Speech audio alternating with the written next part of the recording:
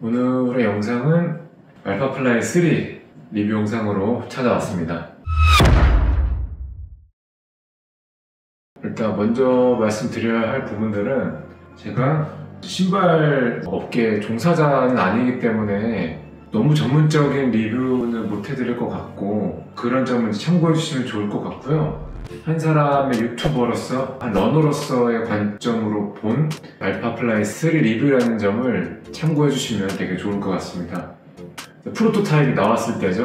인스타그램이라든지 구매해서 리뷰를 올리신 분들 거를 쭉 이렇게 봤었는데 알파플라이 1의 문제라고 할 수 있었던 아치 간섭이 있었잖아요. 전 알파 1도 아치 간섭이 좀 있었었는데 그것도 많이 이제 개선됐다고 해서 제가 이번에 구매를 하게 되었고요. 지금 제가 주력으로 신는 신발이 아디다스 프로 3인데 프로 3를 만나기 전에는 알파 1이랑 알파 2는 안 신어봤고 베이퍼 1, 베이퍼 2를 되게 많이 신었던 이제 러너이기 때문에 되게 나이키에 대해서 긍정적인 생각을 갖고 있긴 했어요. 그렇지만 이제 프로 3를 만나면서 2023년부터 계속 신었는데요. 이번에 알파플라이 3가 출시가 돼서 구매를 해봤고요. 구매하기가 아마 힘들잖아요.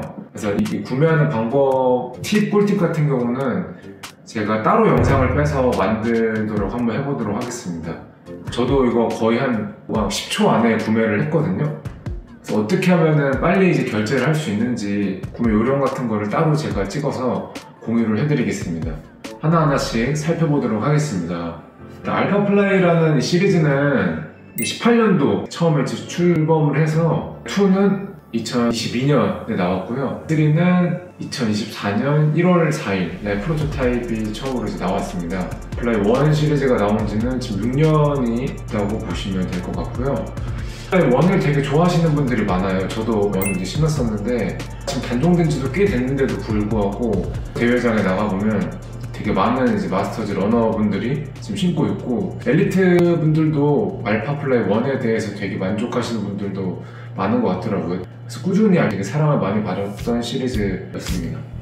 알파플라이 2 같은 경우는 또 나이키 측에서 말을 했을 때 플라이 1에 비해서 그렇게 디벨롭이 되지 못했다라고 실제로 언급을 했었고요. 또 러너들 사이에서도 물어보면은 폼으로가 많이 갈리는 신발이더라고요. 나이키 매장에서 살짝 그냥 실내에서 정도만 이렇게 뛰어봤는데 좀 무겁더라고요. 그래서 굳이 내가 알파플라이 2라는 신발을 웜을 할 필요가 있을까라는 생각을 했어가지고 알파플라이 2는 이제 패스를 했었거든요. 왜냐면 제가 프로 3를 너무 괜찮게 신고 있어가지고 굳이 가야 할 필요는 못 느꼈어요. 근데 이번에 3가 출시가 돼가지고 구매를 하게 되었습니다. 가격은 329,000원입니다. 2랑 1에 비해서 가격이 올라가지 않았다는 거 크게. 그리고 이거를 지금 구매하기가 어렵잖아요. 리셀 가격으로 크림에서 구매를 하려고 하면 프로토타입 같은 경우는 60만원대 그리고 요 색상 같은 경우는 지금 40만원대 판매하고 있더라고요. 그렇게라도 지금 구매할 수 있다는 점 참고해 주시면 좋을 것 같습니다. 그 다음에 외관입니다. 외관은 보시다시피 일체형으로 나왔습니다. 그렇죠? 이게 되게 큰 차이점이라고 저는 생각이 드는데요. 그리고 약간 뒤쪽으로 잘려나가는 그런 좀 특이한 뒷굽이, 그쵸? 그런 게 특이하고 이 제품의 특성이라고 볼 수가 있을 것 같은데요.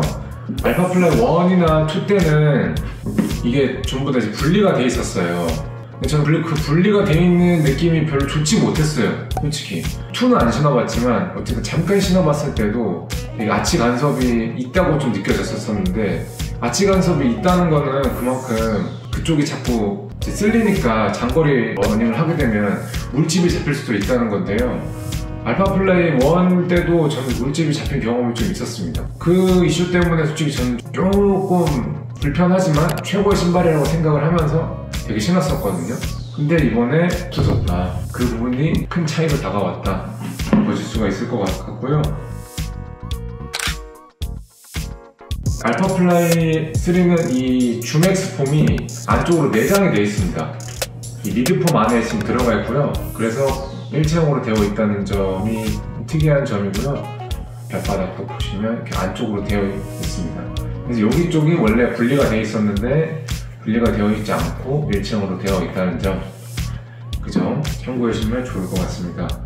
그리고 스펙으로서는 스택하이드는 이제 미드폼의 높이라고 하죠. 세계 육상문맹의 기준을 부합하는 신발, 40mm 언더죠.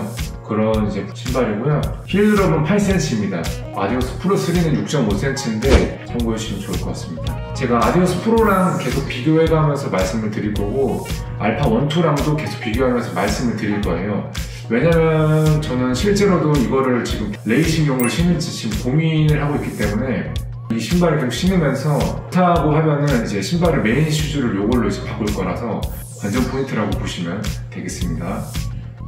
이 미드폼이 강량화를 시켰다고 해요. 그래서 이번에 더 가볍게 나왔다고 하고 무게 같은 경우도 알파플라이 2에 비해서 15%가 경량화가 됐다고 하고 1보다는 4%가 경량화 됐다고 합니다. 경량화는 진짜 하나의 정확하게 측정할 수 있는 스펙이니까 되게 의미 있는 업그레이드라고 보실 수가 있을 것 같습니다. 그리고 아웃솔입니다. 아웃솔은 앞쪽에 제가 이렇게 잘 보실지는 모르겠는데 되게 꺼끌꺼끌하고 아웃솔이 되게 좋아요. 뒤에 부분은 좀 앞에 비해서 좀 약한데 어쨌든 여기까지 지금 아웃솔이 되어 있기 때문에 미드포를 뛰실 때 접지력은 좀 좋지 않을까 그런 생각을 일단 하고 있습니다. 개인적인 거지만 저는 상당히 좀 미드포로 좀 뛰는 편이에요. 뒤꿈치를 살짝 덜 쓰기 때문에 리뷰분들이 말씀해 주셨을 때 미드포 풋으로 뛰는 사람들한테는 좋겠다라는 말씀을 해주셨어요. 그래서 더 약간 사고 싶다는 구매 동기가 좀 있었고 이따가 뛰러 나가서 착용감이라든지 반발력 그런 것들을 이제 말씀을 드려볼 텐데 쪽에 있는 접지력은 상당히 좋을 것 같다고 생각이 듭니다. 근데 앞에는 이렇게 잘 되어 있거든요. 근데 뒤에는 살짝 앞에처럼 돌기가 없다. 여기까지도 보강을 해줬으면 좋지 않았을까라는 생각을 하는데 그걸 많이 넣었으면 좀 무게가 좀 올라가겠죠? 아무래도 그 무게를 좀 줄이기 위해서 이렇게 만들었는지는 잘 모르겠지만 그 다음에 무게를 한번 재보도록 하겠습니다. 프로3랑 비교를 한번 해서 보여드리도록 하겠습니다. 일단 알파플라이 3 225 다른 거 잡았을 때 224, 225, 225 나오네. 그리고 프로3 한번 잡아보도록 하겠습니다. 프로3는 236 10g 정도 차이가 납니다. 그 다음에 어퍼입니다. 어퍼는 일체형으로 되어 있거든요. 어퍼를 이제 위에 부분이라고 하는데 일체형으로 되어 있어서 발을 좀 이제 감싸주는. 그리고 좀 특이한 점은 원래 알파플라이 1 같은 경우는 여기에 손잡이 부분이 있었어요. 여기 이거를 뒤에 잡아 당기고 하면서 이제 신발을 발을 이제 넣었었는데요. 요거는 이제 앞에가 없어졌다는 점, 그게 좀 차이점이라고 할 수 있겠습니다. 그리고 이 소재가 아톰 니트라는 소재로 사용이 된 걸로 알고 있는데 아톰 니트라는 소재가 알파플라이에만 이제 들어가 있는 걸로 제가 알고 있습니다. 나이키에서 밀고 있는 직조 방법인 것 같은데요. 통기성도 좋고 나이키에서 미는 그 직조 기술인 것 같은데 이 직조 기술이 3.0이 들어갔다고 나이키에서는 설명하고 있습니다. 그리고 이 신발끈도 되게 특이해요. 약간 유선형으로 이렇게 되어 있거든요. 약간 이런 식의 유선형으로 되어 있는데 이것도 이 발 등 쪽에 최대한 인체공학적으로 만들려고 한 게 아닌가 그런 생각이 지금 들고요. 신발끈 같은 경우도 아톰니트로 된 소재여가지고 신발의 수명이 뭐 다 죽었다고 하면 신발끈만 따로 빼가지고 사용하시는 분도 계실 정도로 이 신발끈이 잘 안 풀리기로 좀 유명합니다. 그 다음에 힐 패딩이 부드럽거나 그렇지 못하면 복숭아뼈 쪽에 간섭이 생기고 마찰이 생기면서 쓸림 현상이 또 발생할 수가 있거든요. 그리고 여기 힐 패딩이 또 없으면은 뒤꿈치가 남아 돌아요.